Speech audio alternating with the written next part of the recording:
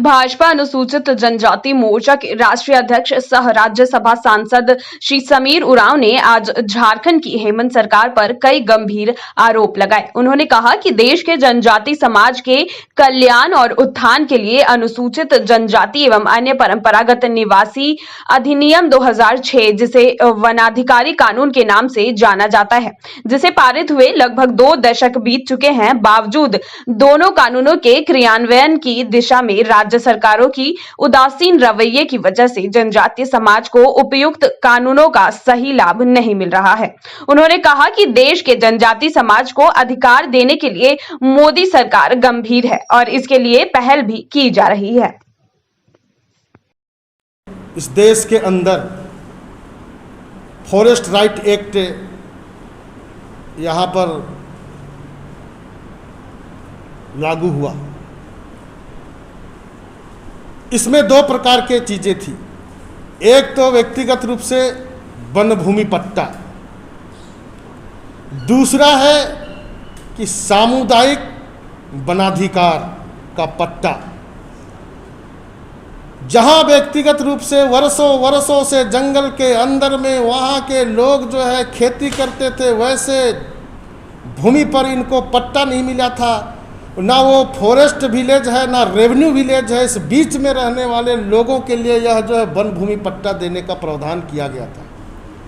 तो ये तो व्यक्तिगत था, इसीलिए ये कहीं ना कहीं लोगों को 100 नहीं तो 50-60% मेरे ख्याल से लगता है कि लोगों को अभी तक में वन भूमि पट्टा मिल गया।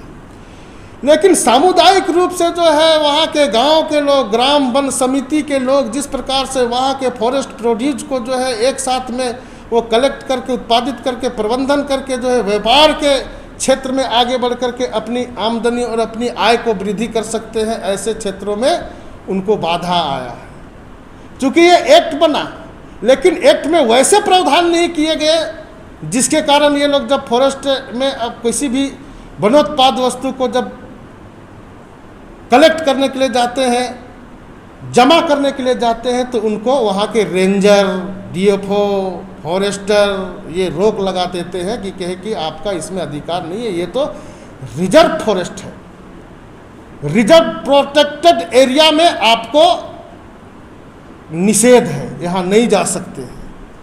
तो ये कहाँ से वो वनोत्पाद की चीज़ों को ला सकते हैं? ये आप एक्ट में एक लाइन तो दे दिए कि सामुदायिक वनाधिकार भी आपको प्राप्त होगा, लेकिन प्रावधान आपने नहीं किया। तो ये सारी चीज़ें कैसे उन लोगों को मिले, सरलीकरण कैसे हो, व्यवस्थित कैसे हो, इसलिए हम लोगों ने मांग किया था और करते रह रहे हैं। और हम यह भी आग्रह कर रहे हैं कि ये करते करते बहुत दिन हो रहा है, इसलिए अभी जो है वन धन केंद्र के माध्यम से लोगों को और आगे बढ़ाना, आत्मनिर्भर भारत की ओर आगे ले जाना है। इसलिए ऐसे विसंगति को दूर करें, इसलिए केंद्र सरकार से हम लोग निवेदन कर रहे हैं।